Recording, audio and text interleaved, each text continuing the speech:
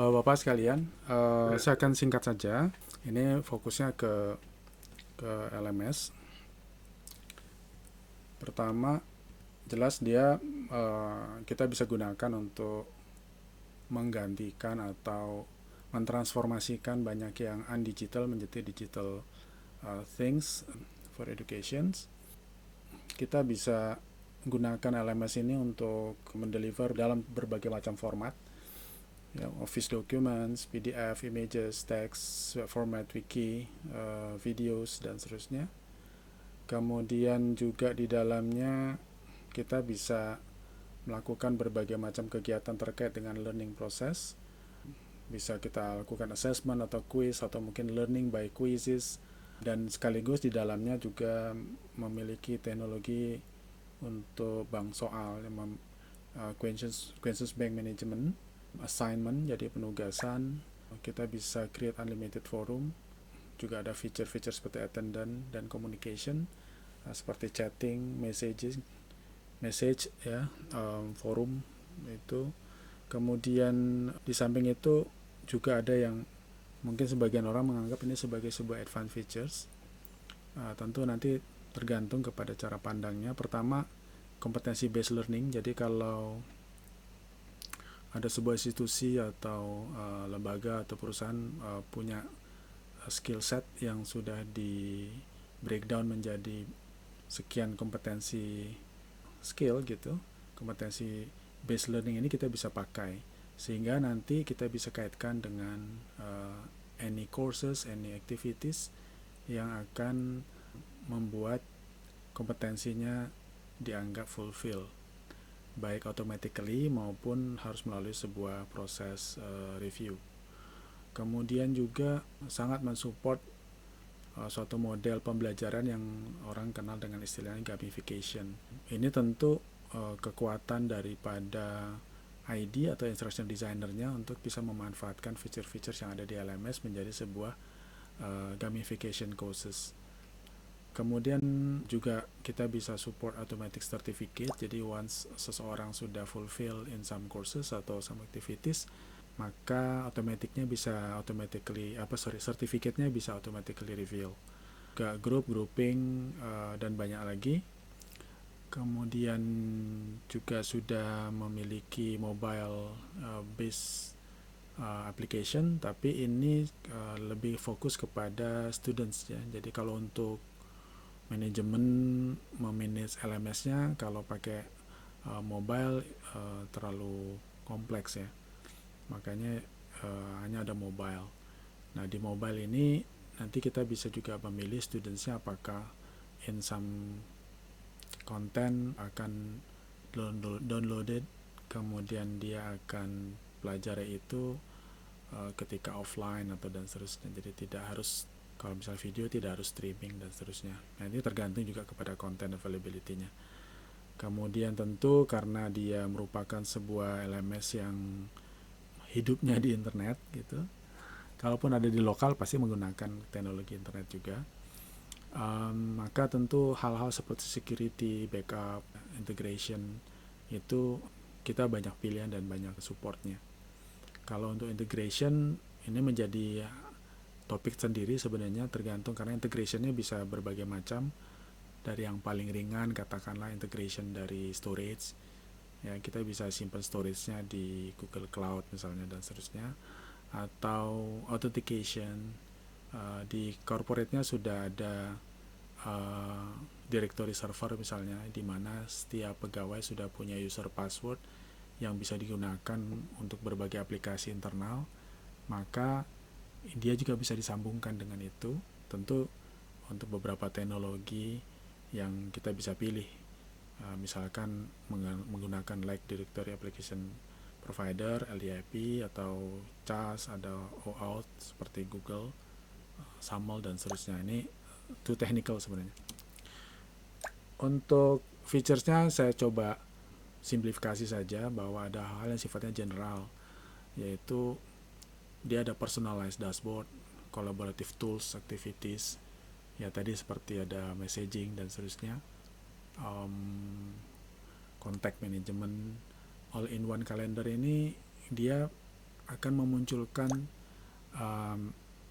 daftar-daftar aktivitas maupun informasi terkait dengan proses learning. Misalkan minggu depan itu akan ada ujian atau quizzes, maka di kalender setiap personal yang memang follow the courses, dia akan muncul di situ. Kemudian convenient file management, ya tentu e-learning ini memanage sekian banyak digital resources ya, dari mulai file yang sederhana seperti dokumen file, PDF, hingga ke video dan seterusnya. Track progress, nah track progress ini ada beberapa sudut pandang. Pertama, dari sisi learningnya sendiri, kita bisa lihat misalkan ada seseorang yang dikasih tugas tapi ngumpulin tugasnya terlambat gitu. Ada yang bisa saja suatu sistem dibikin agak rigid gitu, kalau terlambat waktunya udah lewat dia nggak bisa upload. Tapi di Moodle, di LMS ini kita bisa desain, tetap dia bisa ngumpulin, tapi remark bahwa dia ngumpulin terlambat 1 menit misalnya, dan seterusnya. Dan itu bisa ada follow up lebih lanjutnya, apakah dia akan mengurangi nilai dia dan seterusnya.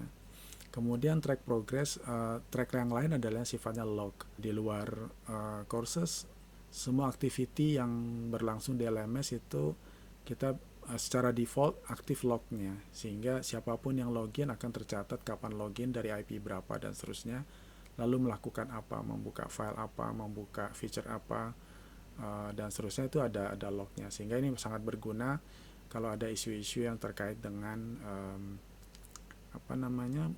breaking the rule, atau untuk analisis dan analitik dan seterusnya. Kemudian secara administratif, dari mulai UI UX itu bisa kita custom sesuai dengan kebutuhan.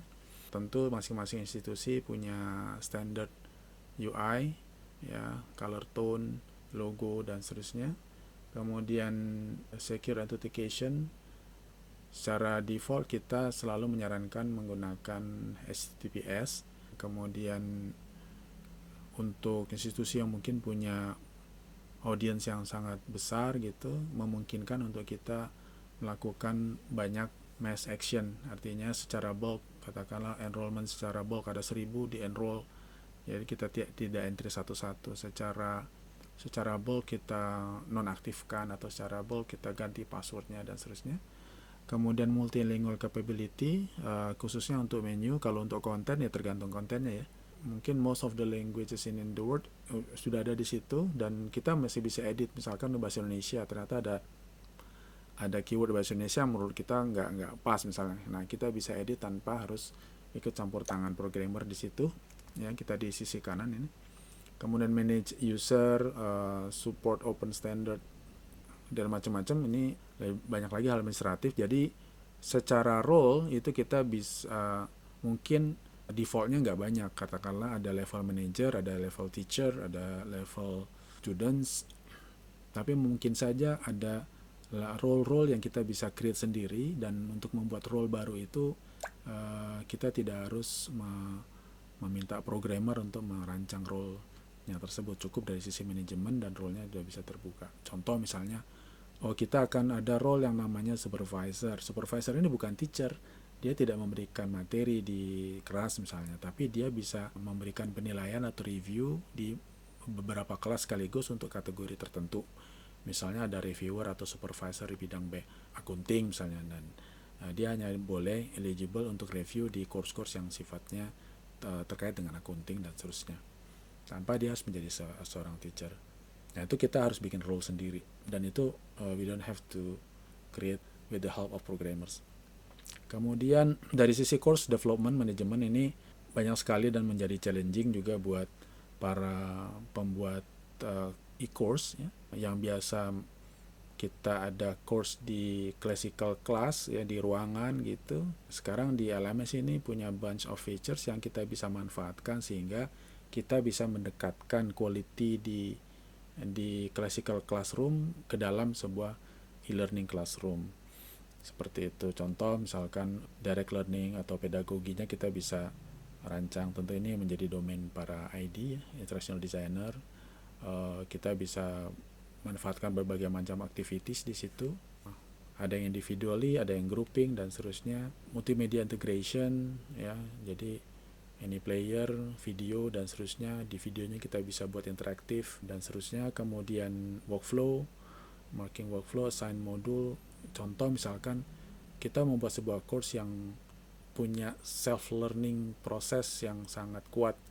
Maka course kita itu harus bisa mengarahkan si learner, kalau mereka hasil quizesnya di topik 1 atau materi nomor 1 itu hanya di bawah 60, maka mereka harus dengan automatically sistem mengarahkan ke konten yang untuk dia bisa memenuhi, sehingga besoknya atau lusanya dia bisa masuk ke materi yang seharusnya yang bisa diakses langsung oleh orang yang nilainya di atas 60 gitu.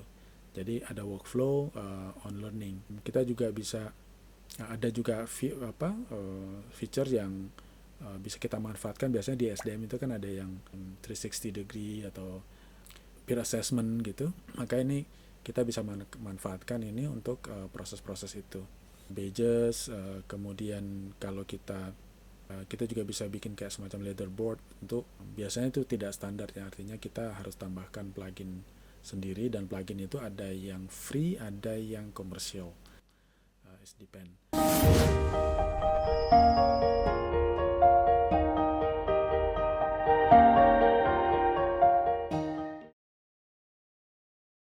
Kemudian secara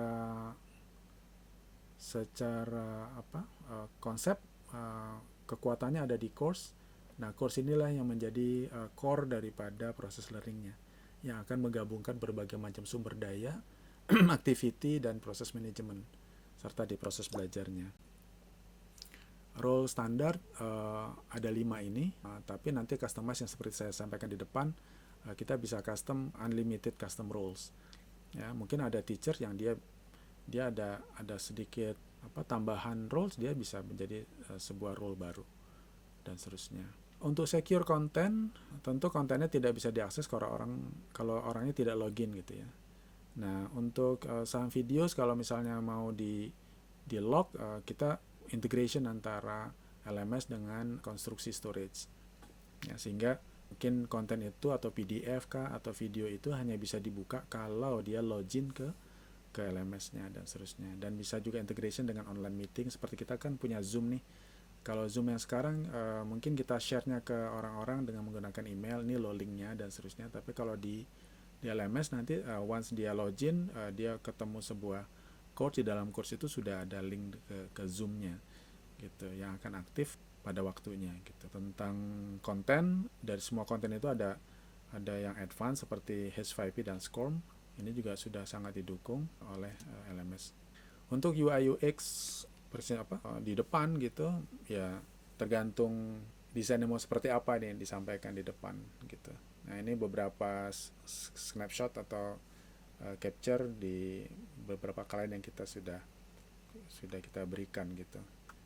Nah, ini tampilan di profile dashboard seorang students. Dia punya their own personal dashboard yang dia bisa blok-blok itu dia bisa range sendiri. Oh, saya lebih maunya informasi tentang report itu ada di pojok kiri, dia bisa ubah sendiri dan seterusnya. Dan tentang notification, ini juga diatur, bisa ngatur sendiri apakah notificationnya ke web atau notificationnya ke email. Kalau ke web itu seperti kalau ada messaging, kalau kita pakai Facebook itu kan ada tanda merah kecil, oh ini ada message dan seterusnya, itu ada. Ini contoh presensi ini atau absen ini kita bisa rancang sendiri, apakah hanya hadir tidak hadir atau seperti di sini. Ini contohnya adalah 4 ada present, P, late, L, kemudian ini excuse ya, mungkin izin, A itu absen tidak hadir tanpa informasi gitu. Dan ini bisa kita kasih skor. Questions bank kita bisa duplicate dan seterusnya, kita bisa pindahkan, kita bisa backup, kita bisa restore berbagai macam questions bank, kita bisa bikin random questions, adaptive quiz dan seterusnya. Nah, certificate kita tinggal rancang aja template-nya mau seperti apa, nanti konten-konten yang ada di dalamnya akan diisi. Kita bisa desain letaknya ada di mana, judul title course-nya di mana, kemudian ada bisa juga dikasih kayak semacam QR code gitu ya. Nah, ini contoh, tapi ini tidak dengan Zoom, ini dengan Big Blue Button namanya. Jadi Big Blue Button, Zoom, Google Meet, macam-macam itu kita bisa integrasikan di sini. Mobile app kita bisa bantu juga dengan menyesuaikan color tone-nya ya. Tapi mobile app ini biasanya hanya untuk terbatas kepada students ya. Kalau untuk administratif terlalu kompleks untuk device yang sangat kecil.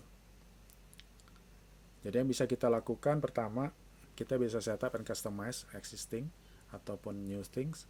Kemudian kita juga bisa berikan services dalam bentuk operation. Sudah operation tinggal pakai. Kita yang jagain servernya, kita yang jagain internetnya dan seterusnya.